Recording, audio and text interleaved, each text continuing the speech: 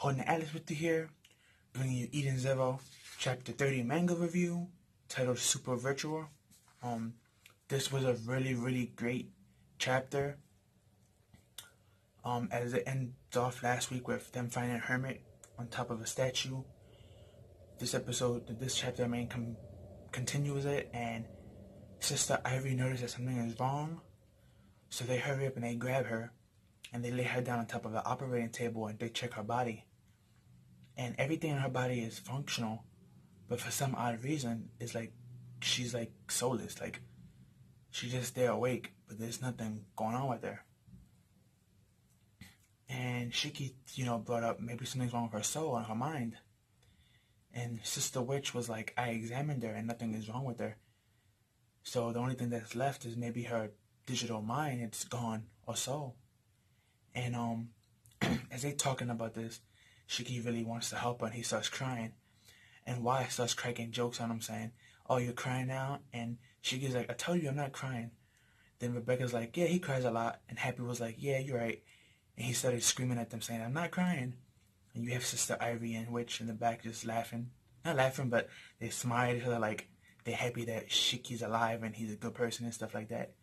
There's one of those cute little laughs between them where they're watching this. And Sister Witch brings up a very good plan. She's like, y'all might have to go, as you can see in the thumbnail, the digital world known as Pantachika, I believe it's pronounced, something like that. But yeah, super digital world planet, Digitalist. They have to go there. And Digitalist is based off of a MMORPG game called Fantastious. And basically, it was a really well-known game throughout the universe. And a lot of people played it. But something happened that it was like crashing a lot. So, and people were getting hurt. So the people who owned the planet just connected everybody from it. And after they disconnected everybody from it, they shut it off and they just left. They didn't shut it off. They left it on actually and they left. So everyone that was left in Digitalist, the NPCs, they basically took it upon themselves to make themselves look real and fix the planet. So the planet is still going, it's still alive, and technically it's a planet full of NPC robots that are just digital copies. And this is part of a digital space, but it's also it's a digital space, but it exists in space, which is weird. And like Shiki and them was like completely confused when this is being explained, and I myself had to read the chapter like 2-3 times just to like grasp it. Technically, it's like the Matrix. It's a digital world that, because you can see it, like the digital symbols outside when you're looking outside, but once you go in, it feels like the real world. If that makes better sense for y'all to understand it. So the Sister Witch, she gave Shiki, Hamura, Happy, Pino, Wise, and Hamura, she gave all of them suits to go in. And they had to put their body in like a test tube, which is going to scan their bodies and then send them to Digitalist, which is the digital world they have to go to. Because that's most likely where her soul is at, because she used to be very fond of that game, Hermit, so she most likely is still there. So they all, fixed themselves, and when they have to wear these skin-tight suits that's like really revealing. And Rebecca was like, I don't like these type of suits. And Wise is looking at them all happy. And her mother was like, I don't mind, I actually prefer this. And like Rebecca was like, what? it was a funny, cute scene between them all. Even Happy and Pino was like, yeah, we get suits too, so we can go. But Sister puts them in her pods and she sends them to the digital world. And when they get there, it's funny because they have to actually create an avatar to use. And it's funny because Shiki, we saw the first 4 avatars that he made, which were failures. The first one he made was a fat guy that looked like Job from Fairy Tail. The second one was Elfman. The third one was Mary Jean. And the fourth one was, I believe, Ichika, the guy from the Blue Pegasus that Ezra doesn't like, that freaks her out with the butt chin. So those were his first 4 avatars, and I guess he technically didn't pick none of them. And then when he went to the final avatar, they didn't show us what it was, but they skipped, and we went straight to the inner world. And the first 2 characters we get to meet that are together is Happy and Rebecca. And they're looking around, and Happy's like, I wonder where everyone else is at.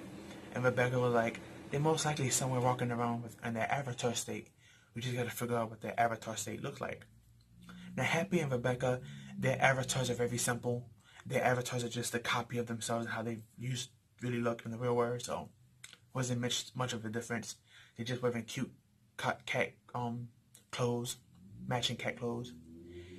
And it ends in a weird way because we see this oversized bunny creature just hops in front of them, and there's this pretty boy prince that's bowing, and he looks at Rebecca, and we get to see his face, and Happy and Rebecca are shocked because he looks like Shiki.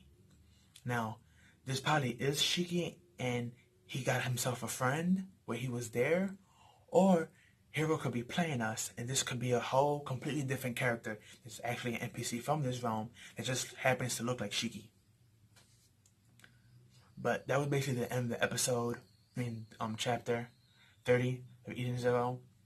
I'm gonna say it now.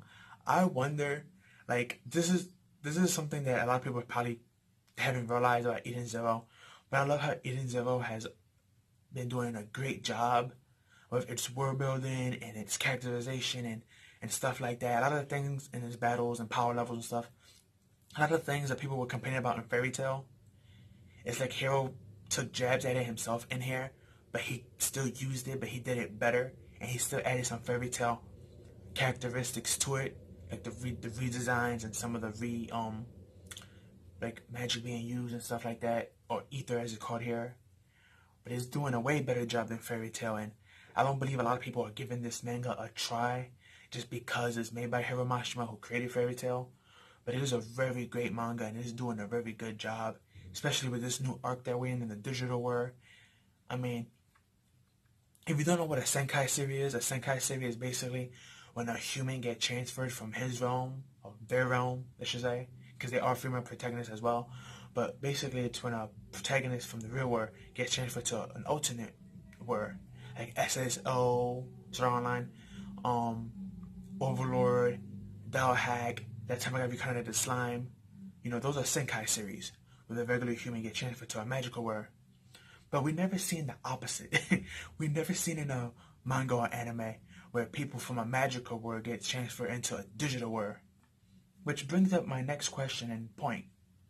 Can they use their ether in this realm? Or do they have to learn the skills and magic of this realm in order to fight? Because that'd be very interesting if they have to learn a whole new skill set just to be able to combat whatever they have to combat and try to search for Sister Hermit's soul where they're in this digital world.